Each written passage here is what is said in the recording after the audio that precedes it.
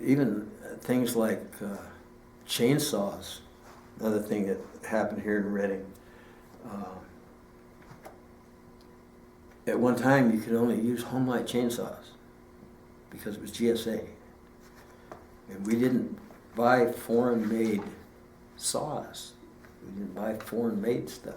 We weren't even buying, in 1967, when I came to work here at the airport as a fire and training specialist, we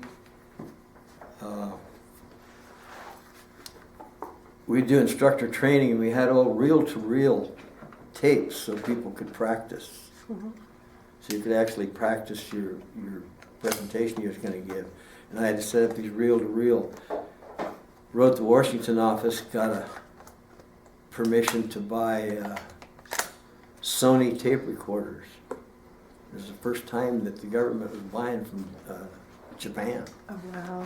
And so that we started there, and then I never did like the home light chainsaws, and found out got our regional training officer up here, did decibel tests, in 15 minutes running the home light chainsaw at that time would do permanent ear damage. And all the ears, I still can't hear it. This ear's, I call it my chainsaw ear. But so we did a matrix, and with the Johnson Reds and Husqvarnas and Stills, did a matrix on all of them. And of course, home light was right at the bottom. It didn't even come close to the others. So we got permission from the Washington office to buy other than home light. Sent the letter out to all the Hotshots nationwide, and so everybody started using Huskies and Stills. Yeah. So that started here at Reading also. But I always had two superintendents, or two foremen is what I call them, captains now.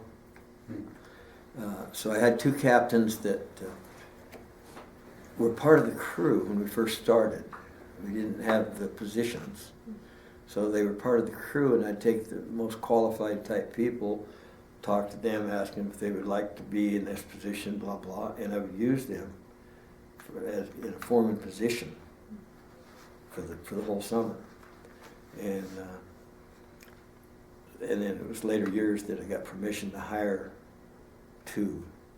And it was hiring guys that really kept me going. I mean, smart. Smarter than this backwoods boy, you know. So they were a real challenge to me all the time, and it kept things going. But every foreman I ever brought in wanted to use those little tiny saws instead of a brush hook out front.